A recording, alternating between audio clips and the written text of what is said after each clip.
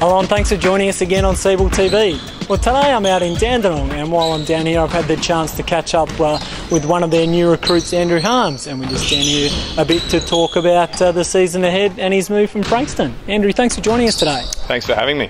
Mate, was it a tough decision to leave Frankston at all? You had quite a bit of success there over the years that you were there. Yeah, it was a tough decision. I'd played at Frankston since I was 11 years old, so it's a big call to come here to Dandenong. But I think it's the right call, and I'm really excited to be here for the 2011 SEABL season.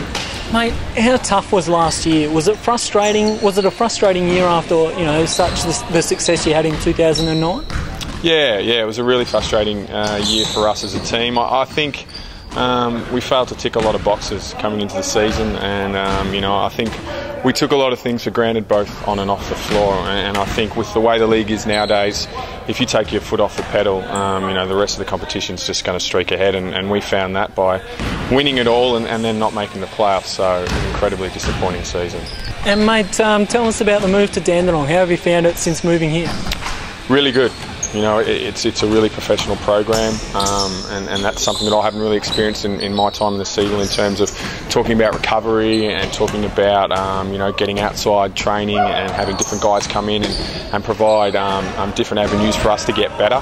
The competitive practices have been really good in terms of combining the under-20s, the BBL and the SEABL, which really generates a lot of competitive nature in drills and skills, and the move, for me so far has been really fun. So looking forward to the start of the season, and hopefully we're being pretty successful.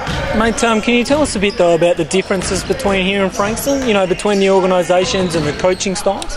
Well, the uniform's different to begin with, so it's tough to get used to lime green, but and as I said, I've only been here for a few months now, and the difference, with DP is a really big communicator, and the guy in the under-20s is probably the 9th man all the way through, to the SEABL guys all understand what's required of them at practice, what's required, of them when we start games, what their role is, how they'll fit into the system. So that's been really refreshing for me, and I think for a lot of the guys, he's come in, with a really positive attitude.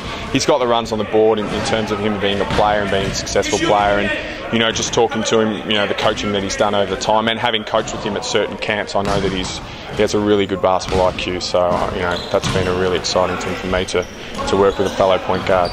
And your new teammates, mate, how's the chemistry going? Terrible.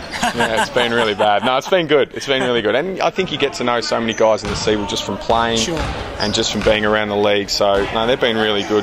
We're looking forward to the imports coming in soon. And I knew Dusty from when I played at college. I think those guys should fit in great, and, hopefully we can get the season started as quickly as possible.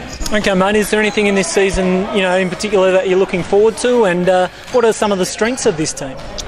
I'm looking forward to start. It'd be good to get out there and start playing some real games. Sure. Some strengths of the team, I think experience. I think we've got a lot of guys that have played in college and played overseas, and played in the NBL. So I think we've got a really good mix of experienced guys that are really interested in coming in here and having a really positive impact and trying to get as many wins as possible. So, combine that with some really good young guys that I've seen just when we've been mixing the groups together that should come in and have a positive impact. So, that's the thing that I'm looking forward to, is probably just getting out and playing. Okay, mate. Well, Dandenong certainly look like they've put the pieces into place to be successful this year. Good luck in 2011. Thank you.